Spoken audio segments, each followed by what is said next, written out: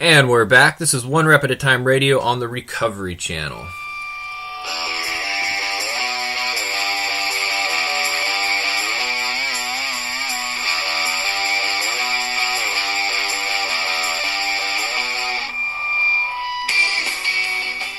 Alright, family, my name is Marv. I'm going to be your host today. You're listening to Recovery Channel app. This is One Rep at a Time Radio, brought to you by OneRepAtATime.net.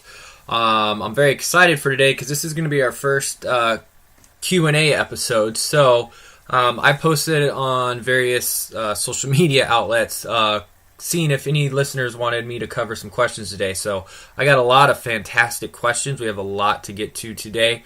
The goal is to do a Q&A episode once a month, probably every other month. Let's keep it to every other month. And then we're also going to start bringing in guests to interview them as well. So One Rep at a Time Radio is about blending fitness with our recovery process. Now, given the nature of the questions, most of this is going to be specifically for fitness. There are a few questions tying fitness into recovery. So today is just going to be a lot of just information for you.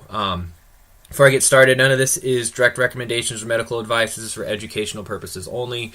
Do not do anything I'm about to tell you without clearance from your doctor first. Fun legal stuff. So anyways, we're just going to get started with the questions, and then we'll get back to regular scheduled programming next week. But I'm very, very grateful and honored that I had so many questions sent to me. So we're just going to dive in right away, and we'll get going from there. So the first one I got, and these are in no particular order of when I got them. I just typed everything up, printed it out, and we'll go from there. The first thing that somebody asked me to cover is the reliance on caffeinated supplements to work out. So let's talk about how caffeine works first. So we have receptors in our brain called adenosine, and caffeine binds to those receptors, preventing this molecule known as adenosine from binding to the receptors in our brain. Adenosine makes us feel groggy and sleepy. That's why we feel stimulated when we take caffeine. It is also why, if you've ever been a coffee drinker, or to say you use pre-workouts to work out, because that's all the rage, right? You'll notice that tolerances start to happen.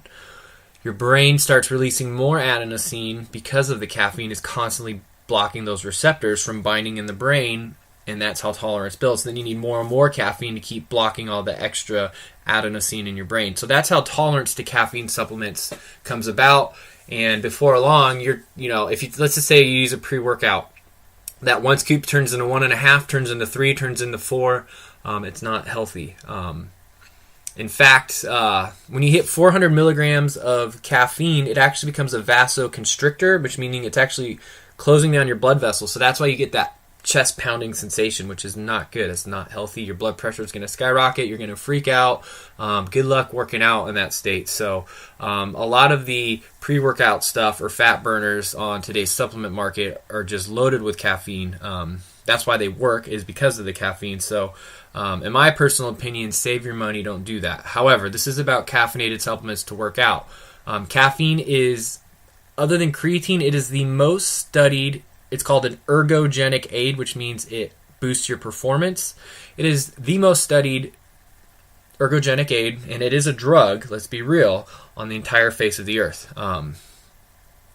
It is best for helping with strength levels first thing in the morning. So say you wake up and you go lift weights, it helps with strength levels. It helps with reaction time and endurance. But it works best first thing in the morning versus in the afternoon, right? Because in the afternoon, right, you've had a full day of eating and hopefully drinking water. We're woken up, right? Your central nervous system is good. It's called the 24-hour clock your body's on is called the circadian rhythm, right? So in the morning, based on that rhythm, your central nervous system isn't fully turned on, and that's what caffeine helps you do. That's why it's so effective for working out first thing in the morning. The problem is people get reliant on the caffeinated supplements. They don't feel focused, right? And then they're just taking these caffeine supplements, which are loaded with caffeine or potentially multiple types of stimulants, to feel normal, and that is the problem. Again, caffeine works really well. One of the research papers I wrote when I was earning my college degree was 200 milligrams and a glucose supplement, meaning they just drank like a sports drink an hour before. Some cyclists cycled, increased their endurance, increased their performance, all that. So it does really, really work. The problem is people get hooked on this. And to combat that, you are going to have to, but they call it cycling off, which means you take something for a while and then you have to wean off, because you're going to have to wean off of caffeine or you're going to get the headaches, the shakes. It's not a fun experience. Wean off, reset your tolerance, and then go back on. And that's why I don't really like pre-workouts, because the main ingredient in a pre-workout that makes you feel amped up and focused is caffeine. So, and then they have a bunch of other stuff on there for window dressing. Long story short, most of the actual supplements that work, such as creatine and beta-alanine, you have to take that every single day. And in doses in the dose of that is way higher than what you're going to get in a pre-workout. So you're just basically paying for flavored caffeine and some other supplements that sound great in paper, but you're never getting the daily amounts you need. So you're kind of wasting your money. And then when you have to get off of the pre-workout, right, because now all of a sudden you're having to take 3 or 4 scoops, those other supplements will never have a chance to fully build up in your body. I hate pre-workouts, I'm not going to lie. I think they're a waste of money. They're a big scam. That's just my opinion.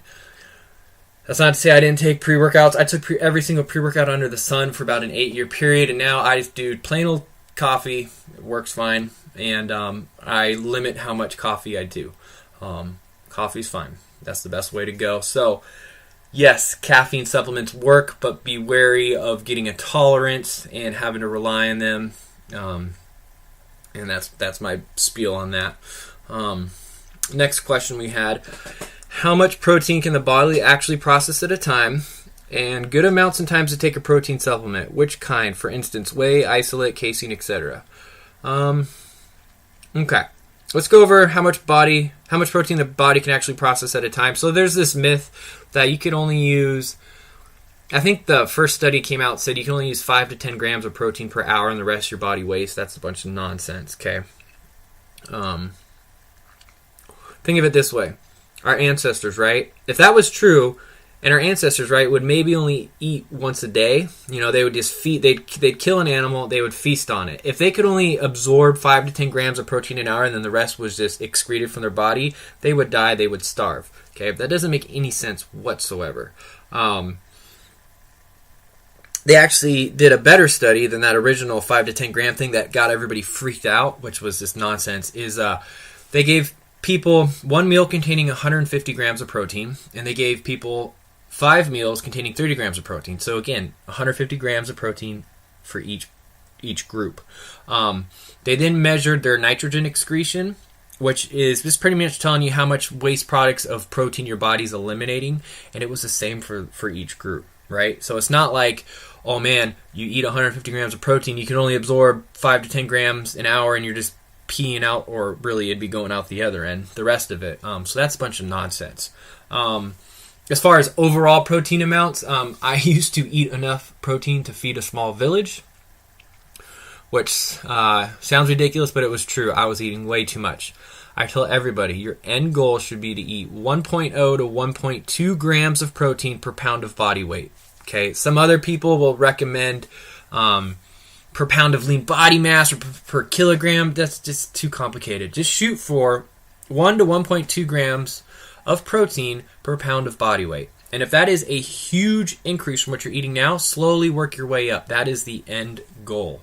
Now, when it comes to eating protein, though, which I've talked about in the past, and I'm a huge believer in, is eating at least 30 grams of protein per meal. Without going into a long, detailed answer, if you eat 30 grams of protein per meal, that's your minimum number. You're going to do something that's called spiking muscle protein synthesis. That is the whole goal of getting fit and working out. So you're better off doing multiple 30-gram feedings throughout the day to trigger muscle protein synthesis than like 2 or 3 large meals. Now, I know that study said there was no difference in nitrogen excretion, but that's just measuring how much of the protein your body isn't using. It's not measuring how often you're triggering muscle protein synthesis, which is going to give you more lean tissue, which is going to boost your metabolism, make you stronger, make you faster, make you leaner. That's the whole point of working out. And don't fall into that you have to eat every 2 to 3 hours or you're going to cannibalize and you're going to waste away. That's a bunch of nonsense. The people who perpetrated that myth just so happened to sell meal replacement shakes, protein powders, meal replacement bars, because, bro, you're going to lose all your gains, and gains is with a Z, and if you don't buy my stuff, then, man, what's the point? So don't fall into that. Shoot for 1 to 1.2 grams per pound of body weight, 30 grams of protein per meal. Honestly, you want to wait at least 3 hours, if not 4 hours in between meals. Then you talked about protein supplements, which kind. So basically, let's just go over this real quick because we have a lot to cover. When it comes to whey protein, you have hydrolysate, isolate, and concentrate. And what that means is how much has it been manufactured, how much has it been broken down. Concentrate is the cheapest way to get whey protein. Ha, pun intended. Isolate is in the middle. Hydrolysate is the best. Personally, I think hydrolysate is overpriced. But you want to have your protein, as long as you can afford it, to have primarily whey isolate over whey concentrate. So people with lactose intolerance issues are absolutely going to want isolate, if not hydrolysate. But concentrate's just cheap protein. Okay, it's really cheap to manufacture compared to the others. They put a bunch of filler in it. It's nonsense. So you want your protein to primarily have whey isolate. How you tell that is you look on your ingredient label. I'm going off memory because I'm in my office recording right now. But if you look at the ingredient label, it'll say whey protein blend, most likely. Then it'll have a parentheses. The first thing you want it to say is whey protein isolate, then whey protein concentrate. If it's the other way around, it means it's mostly concentrate, the cheap stuff, and then they put just a little bit of isolate in there so they could say, oh, it has whey isolate in it, to save a bunch of bucks and rip you off and think you're getting a quality product. Most supplement companies are shams, and they're looking to make a buck and scam the consumers, unfortunately. But that's how you want to do it, because whey protein digests pretty much within an hour. On the other end of the spectrum is casein protein. That takes about 6 to 8 hours to digest, because it first turns into like a gel in your stomach, and then it's broken down. Sure, you can do casein powder, or my cellular casein powder is like the better version of it. Or you can just do straight cottage cheese. Cottage cheese, if you like cottage cheese, is 80% casein protein, which is slow digesting protein, and 20% whey protein, which is that fast digesting protein. Now, when is the time you want to take these supplements? I prefer whey protein before a workout, and if you really, really, really feel like you need a shake after to feel like you've accomplished something, then do it after. If you're going to choose one time to take a whey protein shake, before or after your workout, take it before. But if it just feels weird for you, then take one after. Casein protein is best before bed because it takes a long time to digest. It doesn't trigger muscle protein synthesis as easily as whey does, so you make sure you get 30 grams of protein. I'm getting really technical, I'm sorry. But if you do protein right before you go to bed, they found that you actually wake up with a higher resting metabolism the very next morning, and that's because protein is the hardest type of, they're called macronutrients, so protein, fats, and carbs. That is the hardest macronutrient to break down. So about 30% of those calories are being burned breaking it down, so you'll wake up with a higher resting metabolism the very next day, which means you're just burning more calories at rest the very next morning. So, sorry guys, I know I'm getting way in depth. Whey protein before workout, possibly after as well, and then casein protein before bed. Or if you know you're not going to be eating for the next 6 to 8 hours, and do a casein protein then as a snack. Okay. Next question. Has working out ever messed with your recovery? Well, personally, the whole point of One Rep at a Time Radio, and actually onerepatatime.net, is that I have found that working out has enhanced my recovery. It allows me to make my physical health a priority in my recovery, right? Because addiction affects us, and addiction can be to anything. It affects us mentally, emotionally, spiritually, and physically, and oftentimes we neglect our physical health and our recovery because I'm not sticking a needle in my arm, I'm not gambling away the rent money, I'm not behind bars, I'm not waking up next to strangers, no idea how I got here, or whatever the hell your deal was. So I believe that working out, or just fitness in general, enhances our recovery. For me personally, if I find body image issues from working out, because I'm a man who suffered with severe body and muscle dysmorphia for years, because I had no identity, no self-esteem. I used my outside to define my insides. If my body image issues start to come up, that's a sign my recovery is lacking, so that really helps me out. I guess the only time it could ever really mess with my recovery, so long as I am not ignoring body image issues coming up. And those actually arose about a month ago. So I have actually quit dieting for summer and am eating a lot of food and just enjoying myself. And mentally, I needed the break from dieting. So it's actually been a nice change of pace. And I listened to those issues arising. But if it would ever mess with my recovery, I think it would be if I skipped meetings to work out. Personally, I attend 12-step fellowships. You do not need to do that for your recovery. That's just what works for me. But if I ever skip meetings to work out, then absolutely that would mess with my recovery. So I don't do that today. Okay.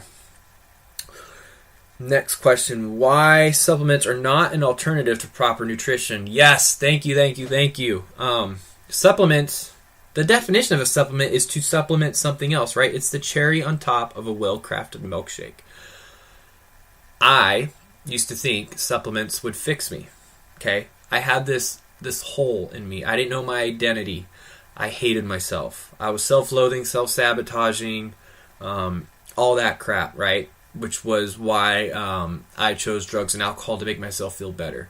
But I also used bodybuilding to make myself feel better. And this sounds crazy, right? I used to take 30 to 40 different supplements a day, thinking that they would fix me and give me the body that I wanted, because I was a perfectionist and I wanted a straight up Muscle Magazine cover ripped muscular physique. I didn't know proper nutrition. I had no idea how many calories I was eating, no idea. That's why I ate so much protein, right? Because I was like, oh man, you just got to eat a ton of protein, right? I was eating like 3 grams of protein per pound of body weight, which is a waste of money because I'm just going to pee it all out anyways. But I didn't know basic nutrition. I didn't know what fiber I was eating, how many carbs I was eating, or whatever. And I thought it would fix me, right? I relied on those shiny packages of capsules and pills and powders to make myself think that, well, this is going to get me to where I want to be, yet I didn't know what I was eating, supplement. And we in recovery, and just population in general, right? The advertising on supplements is super aggressive. It preys on people's inadequacies and insecurities. So I fell for that crap. I could spout out a bunch of supposed studies proving the worth of various supplements. I mean, I can. To this day, I can. I would study supplement guides and memorize facts. I also forgot to mention that the people who put out those supplement guides with all these supposed studies were like supplement online superstores that also happen to sell those supplements. So can you say conflict of interest? So like I could regurgitate a bunch of information and tell you why you need the supplement, but I didn't know basic nutrition, right? And actually, because I work with people in fitness, right, I don't allow them to get supplements outside of basic protein powder, basic fish oil, some apple cider vinegar, because we need to learn the basics, right? Don't spend your money on that when you don't know the basics of eating, right? Nutrition comes first. Don't rely on supplements to fix you or to give you results, or, I could go into a whole spiel of what to run away from when you hear supplements, but if it sounds too good to be true, it is, because think about it this way. If something really changed your body as much as the ads claim, it's probably going to be regulated by the government, right? Because our government likes to regulate a bunch of stuff. I know that's a totally political different topic. We're not going to go into that. But just think of that, right? If it really worked as well as they claimed it would, it probably would need to be prescription only in the government, and somebody else would want a cut of it and regulate it. So that's my take on that. Okay, we could rely on something else to fix us, right? It's that instant gratification. Don't fall for that. Do not fall for that. If you don't know how many calories you're eating, just start with just figuring out how many calories you're eating, how many grams of protein you're eating, how many grams of fiber you're eating. Just focus on those 3 things. You will be blown away by the results. 3 numbers is all you need to worry about. So yes, that means if you're really serious about this, you at some point are most likely going to have to track your food. Some people do really well with what's called the handful method. Use your hand as a measuring device. That's a really good way if you really don't want to track stuff, but you need to at least have an idea of what you're eating. If you don't know that, then save your money, right? You're just giving into this multi-billion-dollar industry that doesn't care about you, is trying to scam you. Learn nutrition first, then move on to the supplements. All right. Next question. How about a simple yet effective fat-burning workout from home and examples of what to eat after to continue the burn? And the workout is if you don't have a gym membership or weight bench. Awesome. Okay. Let's start with the elephant in the room first. There is no such thing as a fat-burning food.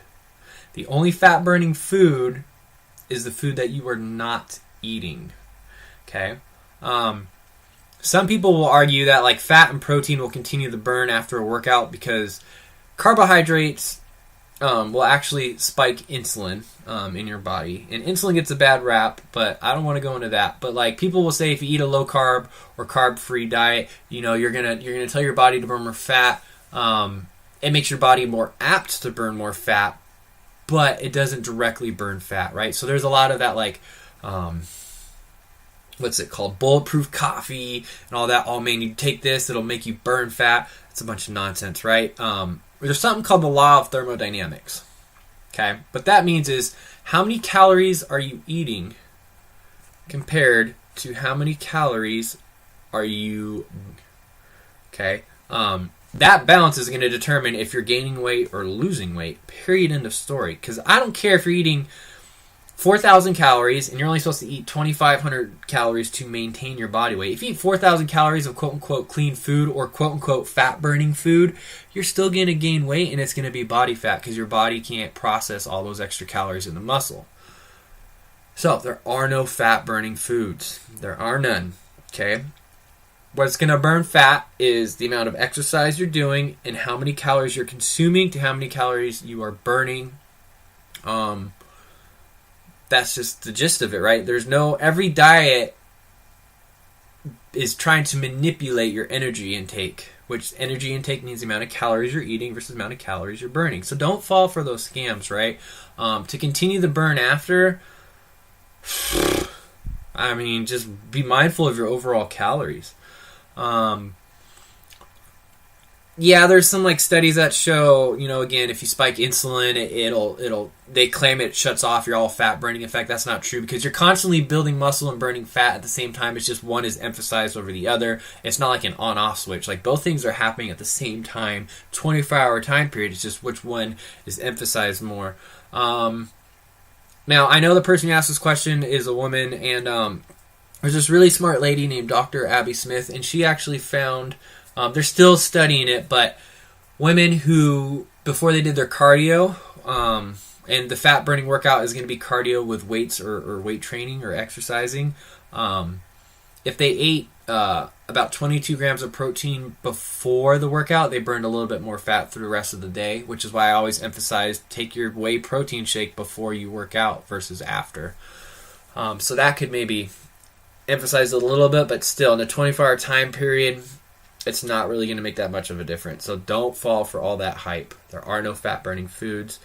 As far as like what fat-burning works that you do from home and you don't have a membership or gym bench, so you're going to want to do things called complexes. Think of complexes as like either light dumbbell training or light barbell training or body weight training where you do a bunch of exercises back to back to back. It's like cardio with resistance. So,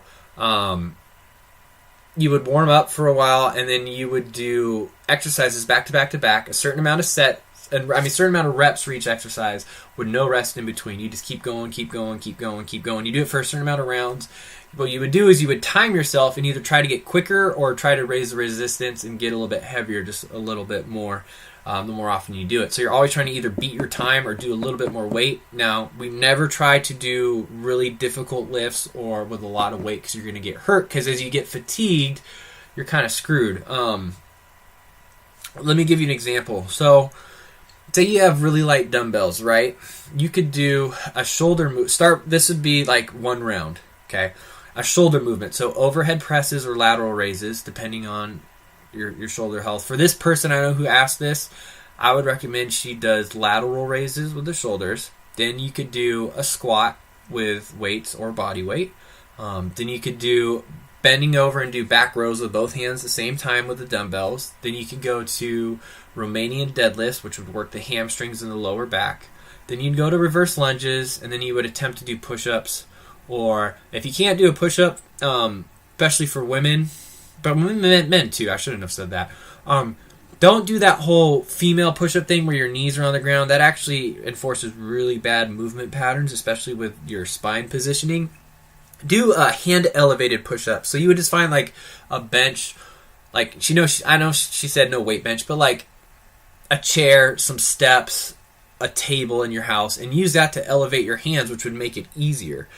You can do that. Now that's if you have dumbbells. Now say you don't have dumbbells at all, you don't have bands, because you can do all that with bands as well. Do body weight, do jumping jacks, body weight squats, do the hand elevated push-ups, the lunges, mountain climbers, jump squats, whatever. What you're going to do though is you're going to do multiple exercises, working all the various muscle groups back to back to back with no rest for a certain amount of rounds. Now what you can do is you can say, I'm going to do 10 reps for every single exercise for all, let's just say 5 or 6 rounds. Or you could actually do decreasing number of reps as the rounds continue. So say you start with the dumbbells, right? Because I actually wrote this up for somebody. And they were pretty good shape. So they started at 10 rounds, and they would do 10 reps of each exercise round 1, then they would rest 30 seconds. 9 reps of every exercise round 2, and rest 30 seconds. 8 reps of every round 3. So they're decreasing their reps as the rounds went up. So that final 10th round, they're only doing 1 rep each, but you're gassed. And you can start with, get all through all the exercises and then take a rest in between rounds. Or you could just keep pushing through. That's going to be totally unique. So you're going to have to play around with it. But full body routines where you're doing lightweight, but you're going as fast as you can with good form is the best way to burn fat. Okay, I shouldn't say best, but it's one of the optimal. If anybody says this is the best way, kind of shy away from that. But it is one of the most optimal ways to do it. That or just high-intensity interval training or Tabata cardio intervals. But that means you're going to be able to run, which I'm not a huge fan of, or have some sort of cardio machine to do that. So let's just stick to complexes. You can do this anywhere. You can do it on the road. You can do it in your hotel room. Do it wherever. Choose an exercise for most of the movement patterns, so like a squat or a lunge, some sort of back exercise like a row, or if you're strong enough to do pull-ups and you have access to that, a pull-up. Or if you're not, and you have bands, just do a lat pull-down with bands, some sort of exercise for your chest, some sort of exercise for your shoulders, for your back, and then hopefully for your core, right? And if you do that over and over again, your heart rate's going to skyrocket. You're going to burn a lot of calories. And that's going to do a lot of wonderful things in the body. So, hopefully that helps. Okay, next question. How about rest periods between sets and purpose of supersets, and what best suits fat loss, muscle gains, bulking, and lean muscle gains and toning? Okay, wow, this is a lot. Okay, well, first thing, what is a superset?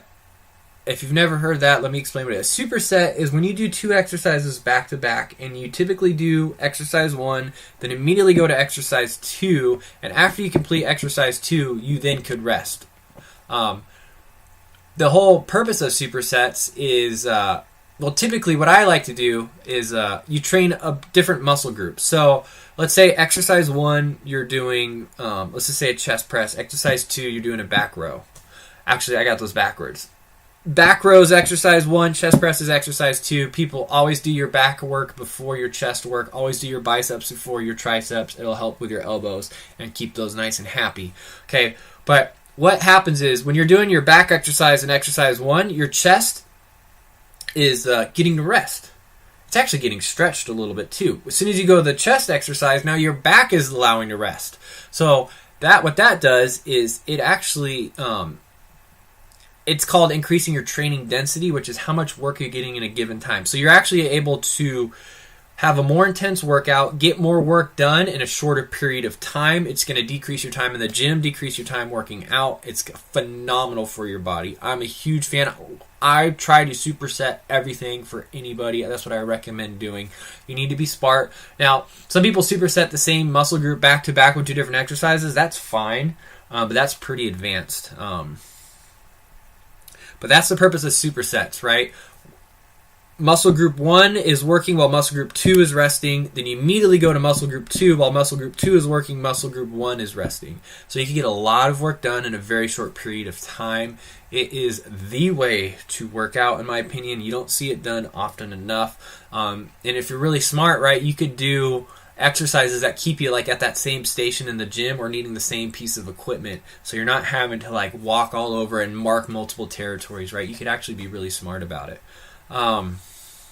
Now, as far as rest periods and stuff, that's really going to depend on your training experience, how advanced you are. Now, the person who asked this question is very advanced. He's actually a big inspiration for me, but typically the rule is when you lift heavier, so your weight goes up, the reps are going down, the rest period is going to be longer. That's typically the rule. So the more reps you do, the shorter rest you get in between. I just tell people, look, you have anywhere from 45 to 75 minutes tops to get a workout in. 75 minutes is the absolute tops. My reasoning for that is after you've been working out for an hour, your body starts to release something called cortisol, which is a stress hormone. And cortisol is, here's a fancy scientific term, is catabolic. That is the opposite of anabolic. Catabolic means it's breaking tissue down. Anabolic means it's growing tissue, hence the name anabolic steroids. About an hour of working out, your body starts to release a lot of cortisol, and since we're all hopefully natural in recovery, that's going to actually start breaking down your body more than you could repair it. So I tell people you have 45 to 75 minutes to get a workout in. 75 minutes better includes your warm-up. And if you're taking longer than that, then you're not working out, quote-unquote, intense enough or hard enough. But if you're very advanced training, you could actually start to lower your rest periods, right? Start to push a little harder. We want you pretty much doing the least amount of rest possible, but not resting so little that then it's affecting your next set. I know that's not really giving you a specific answer. As far as what best suits fat loss, muscle gains, lean muscle gains, and toning, well, first off, toning is a myth. No matter what you're doing, you want to work out the same, right? People always ask, like, well, I'm trying to bulk, so how should I work out? And now they call it cutting when you're trying to lose body fat to, like, tone up and get ready for summer. What do I do now? You want to do the same workout. Your workout should not change. If anything, if possible, your workout intensity should be even more when you're trying to lose fat. You need to give your body a reason to hold on to fat, right? Our body does not like to hold on to a bunch of muscle and not hold on to a bunch of fat. It makes no sense for survival. That's why it's really hard to get like jacked and cut at the same time 100% naturally. Our body doesn't like to do that. Period, end of story. It doesn't care that we're trying to look good. It cares about survival. Carrying around a bunch of muscle, which really boosts your metabolism, is really active. It means it requires a lot of calories to maintain, while dropping body fat, which is like your emergency stores if there's a famine, that makes zero sense to our body, right? Our body doesn't care about what we look like. It only cares about survival. So it's really hard to do. So people will be like, well, now that I'm trying to lose weight, that myth of toning is like really high reps to tone something, really heavy, really low reps with heavy weight to build muscle. That's a bunch of nonsense. If anything, you need to be trying to work out with heavy weight safely, to give your body a reason to hold on to muscle tissue. Because if you're doing your nutrition correctly, like we talked about before with the law of thermodynamics, if you're eating less calories than you're burning, you're going to start losing something on your body. If you don't do intense weight training, your body's going to lose muscle and fat. That's why it's so, whenever you like try to diet down to look special, you are going to lose some muscle and you are going to lose some fat. There's just no way around it. Hell, even on anabolic steroids, you're going to lose a little bit of muscle. It just limits how much you lose, but that's just the reality of it. So you need to work out the same freaking way. Now, say you're doing a show. Okay, this guy's a physique competitor. You're doing a show, then yeah, there's the they call it peak week. You're going to do something different, but for the most people, you want to work out the same way you did when you were trying to bulk and build muscle. You need to work out intensely and heavy, and those are relative terms. take a look around at the gym next time you go to a corporate gym, or if you're out running about or whatever. Just look at people. Who in there is pushing themselves? I mean, like red face, saliva, grunting, groaning, sweating, looks of borderline pain on their face. Now, they're not pushing through pain. They're not following the no pain, no gain mindset where they're pushing through like actual injuries. But I'm talking about like that burning sensation when you're working out hard and you're reaching failure with your muscles smartly. And failure just means you can't do any more reps. Like you can't lift the weight anymore. Only like 2, maybe 3 people are doing that. And that's why everybody else looks the same day in and day out. To get your body to change, you got to do something pretty gnarly. Our body hates change. Hates change. Just like us. Our bodies hate to change. So what you're telling your body to do is going to have to be something that it's not capable of doing, which is what's going to make it to change, right? If you keep doing something, your body, you always stay in your comfort zone. You never push yourself. You always do the same weight for the same amount of reps. You're not really going to grow muscle. You might grow a little bit, but not at the rate you're going to want, because you didn't give your body a stimulus, which is like the weight training, that's significant enough for get your body to change. So you got to push yourself and quit worrying about what other people think. Push yourself. I don't care if you're using a weight that's 50 pounds lighter than everybody else in the gym. Who cares? You're there to work on yourself, not to show off for a bunch of strangers, you know. You're going to get better results anyways. Push yourself, lose your ego, you know, work on feeling a muscle contraction. When it comes to fat loss, I'm a huge believer of interval cardio, which is like sprints on a bike, or I guess you're going to use an elliptical for injuries, that's fine. A rower machine, a stair climber, or running outdoors. Just be really careful with sprint running. That's actually a pretty intense skill that you could get hurt pretty easily. But just when you want to emphasize fat loss, add a little bit of sprint intervals, some weighted cardio, so like weighted farmer carries, which is when you're just walking around with heavy ass dumbbells in each hand. Or you could do uneven, which really works your core as well. So one heavy dumbbell in one hand, one light dumbbell in the other hand. There's a whole variety of them. Look up farmer carries or weighted carries, man. That is one of my missions, is to get everybody to freaking do those. So that's a great way for that. Emphasize weight training when you're trying to lose fat over cardio, because again, what stimulus are you facing in your body? When you do a bunch of slow, steady cardio, the stimulus you're giving your body is we need to become more efficient, and muscle is the most inefficient type of body weight you have, so it's going to lose some to get more efficient. If you're doing weight training in interval cardio, which is the only type of cardio that will actually build muscle and strengthen your cardiovascular system, you're telling your body, let's hold on to some muscle. So I hope that helps. When you go like the real heavy 3 to 5 reps on compound movements means multiple muscle groups are working, like squats, deadlifts, or rack pulls. I'm a big believer in rack pulls over deadlifts for just safety reasons, because we're not power lifters, so why get hurt? Lunges, presses, rows, right? If you go really heavy in the 3 to 5 or 4 to 6 rep range, I never believe in 1 rep maxes. This is getting really bodybuilding specific, so just hang in there, people. Then you could rest a little bit longer, but rest as little as possible. Rest periods shouldn't change much based on what you're doing, right? You want to maintain that same stimulus. Okay, man, we got a bunch to go, so I'm going to try and go a little bit quicker.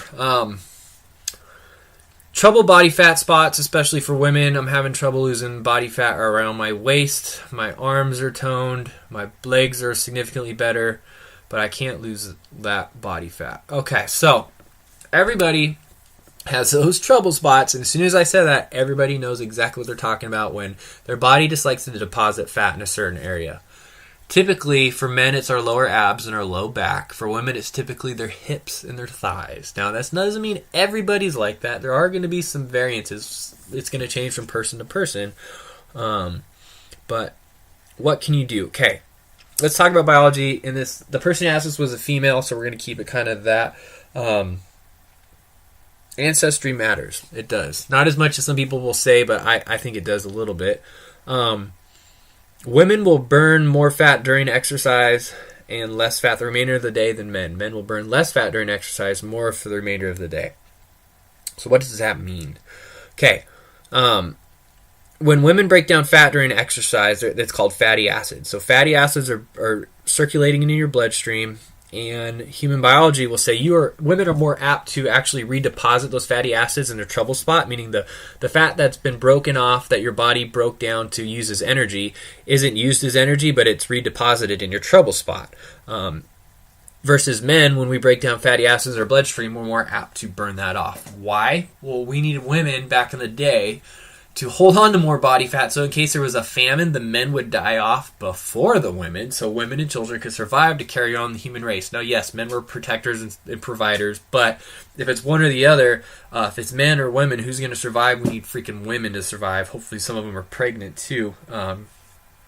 It's all about survival. So that's like why women need to emphasize weight training more than what you typically do, right? Quit doing 3-hour marathon sessions on the elliptical. Please start doing more weight training. But to get like really lean or get rid of that trouble body fat spot, you are going to have to do a little more extra cardio than a man would. I know that was a mouthful. I'm sorry. Because again, our body only cares about survival. So those trouble spots will always be the last ones to go. You look at any of the most successful bodybuilder, fitness model people in the world, they have now to most people it's like quit belly aching about nothing, but everybody has their trouble spot, that last spot where it's extremely hard to get body fat to go, whether it be genetics, whether it be we're not having proper blood flow. Like I'll just talk about for me, my lower abs, I have a hard time getting blood flow there, so I have a hard time burning that off. That's always the last thing to go when I get super lean, which I'm actually kind of glad I'm not having to worry about that this summer.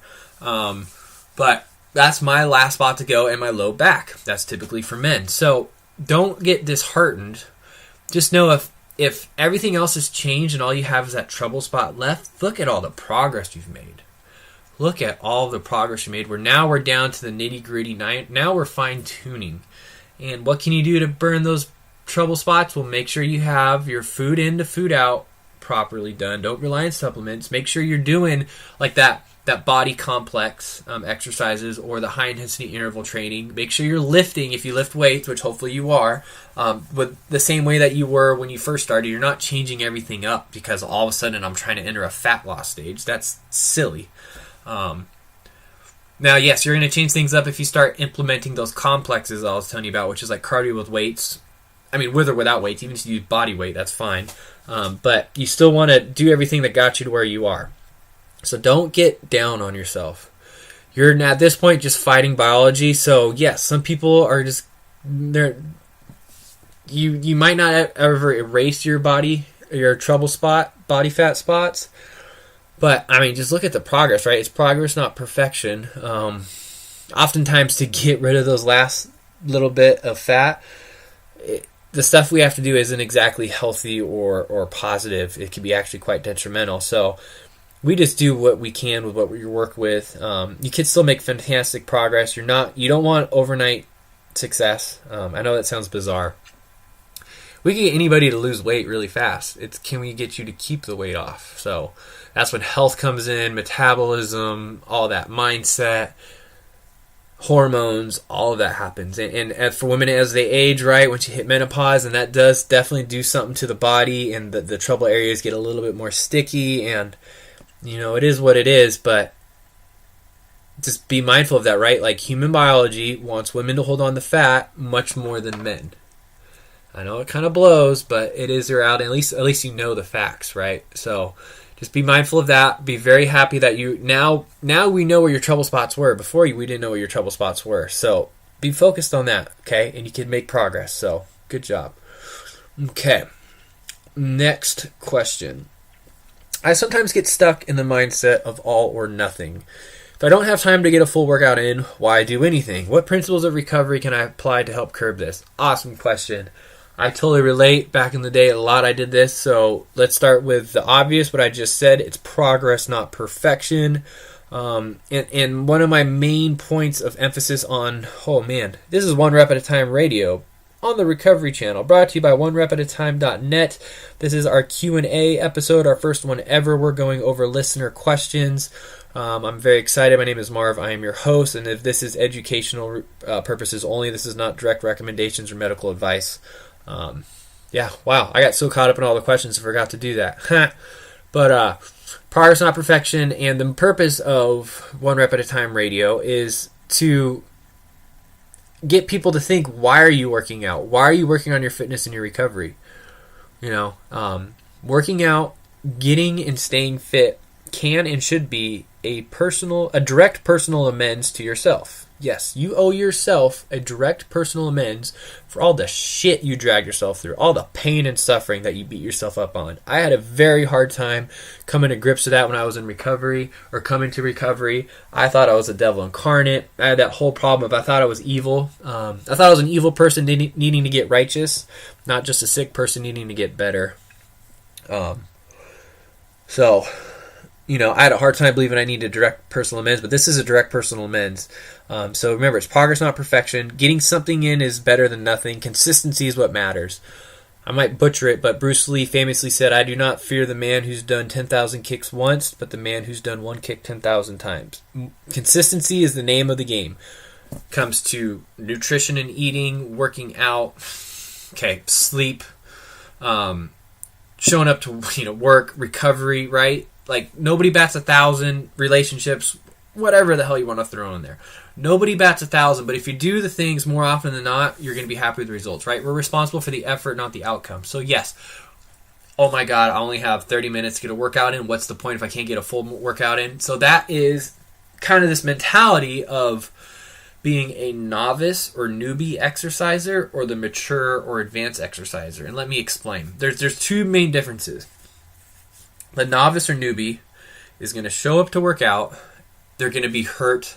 They're going to be tired. Hell, they even start the workout and they realize, I don't have it today, right? We'll have those days where it's like, even those caffeinated supplements we started with talking about in the beginning aren't working.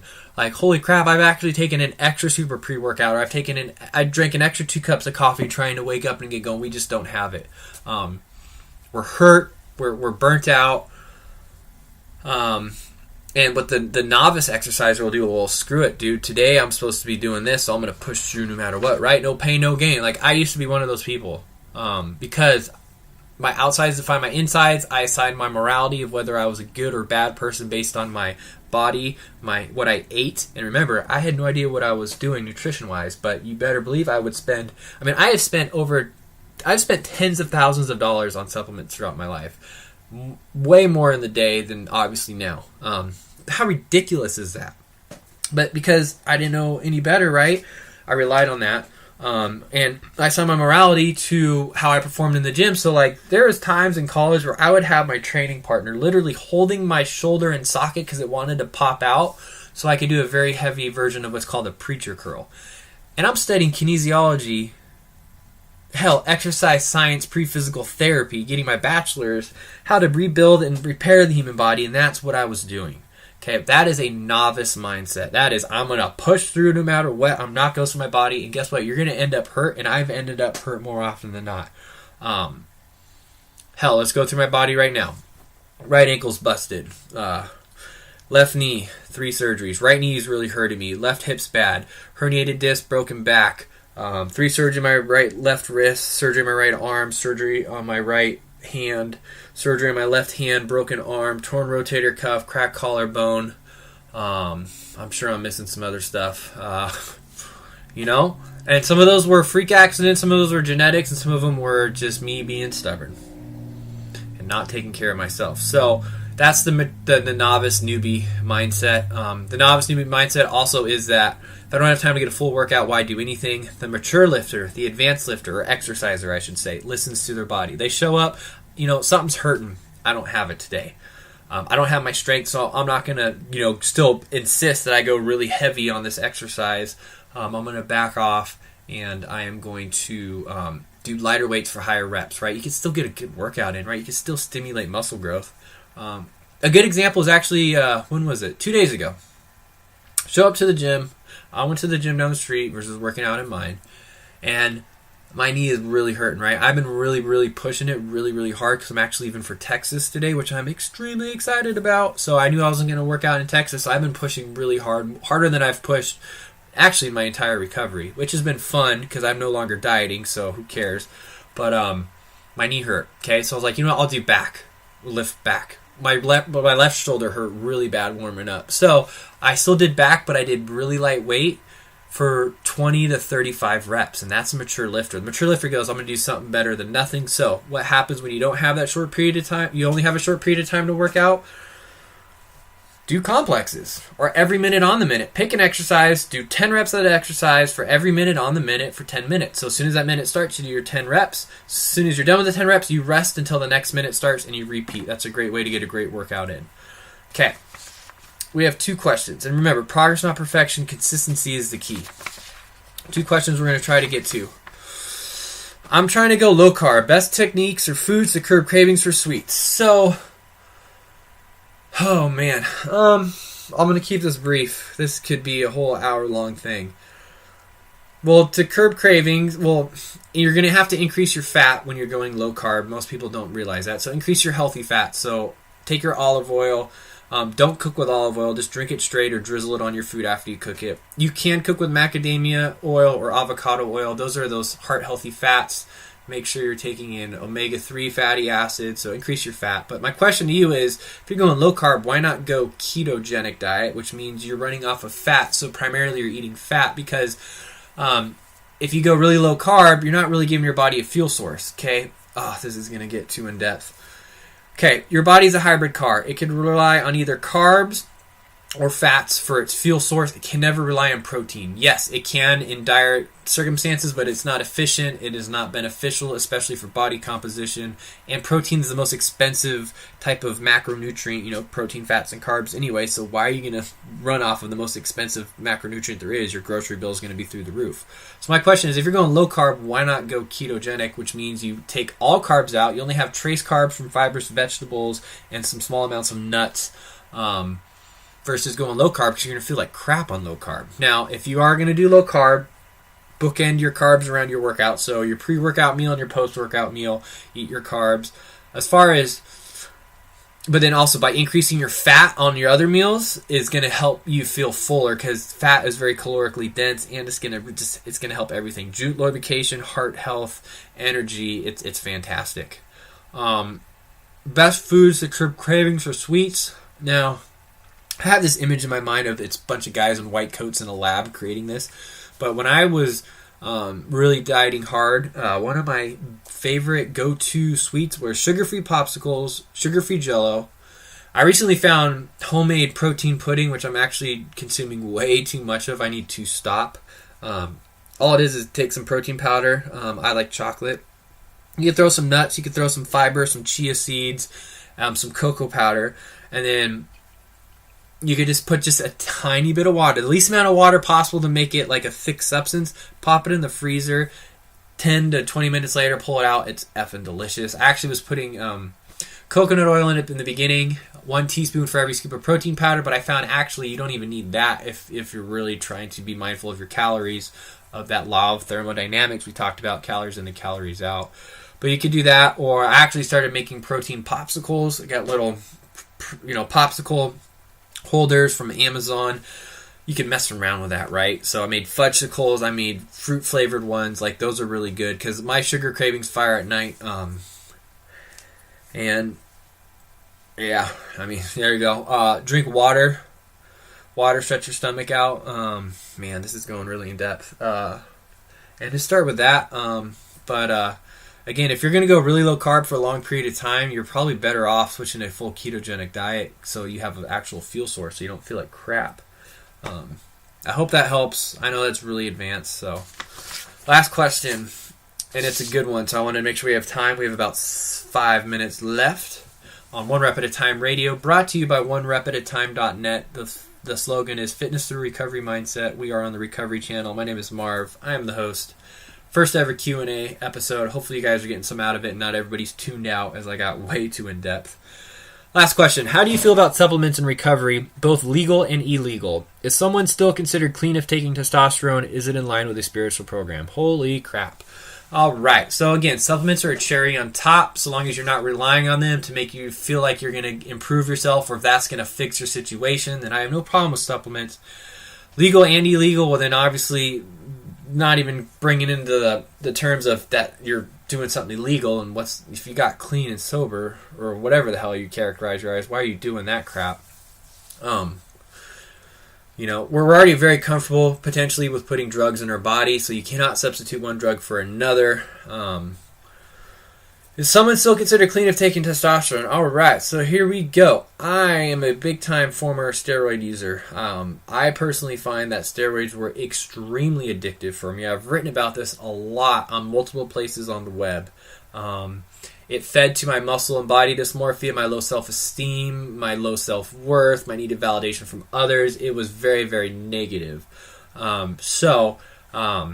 I messed my body up pretty damn bad by taking all that, it's called gear, while I was drinking and drugging on a daily basis, which is just insanity, right? I would use steroids, street drugs, pharmaceutical drugs, and drink like a fish of hard alcohol every day. So,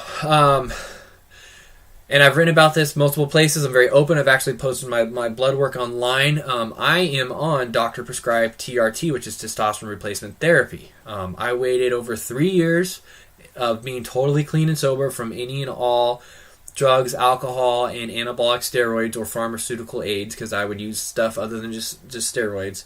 And my body did not, quote-unquote, turn on. So my testosterone was still not even in the healthy range for an 80-year-old. The health concerns started to outweigh that. So it was a very tough decision for me.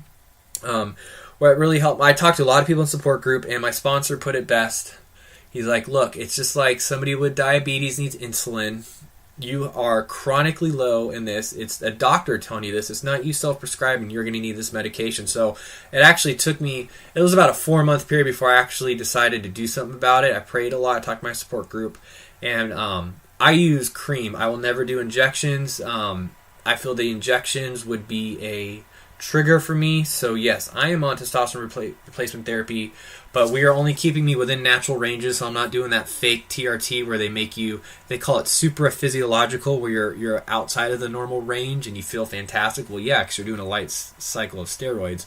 I do a cream, so it's pretty much impossible to abuse, and I'm not doing injections because that would just F with me. I'm going to curse. That would fuck with my head if I started sticking a needle in me again.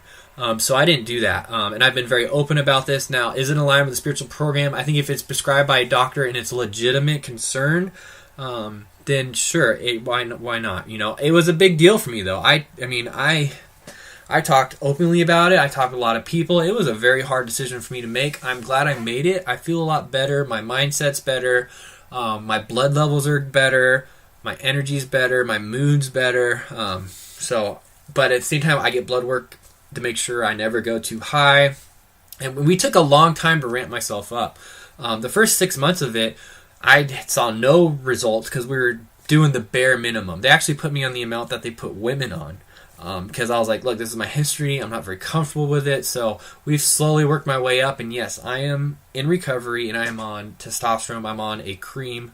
I don't do injections. That's just me. Is in line with spiritual program. Now, this is just my opinion.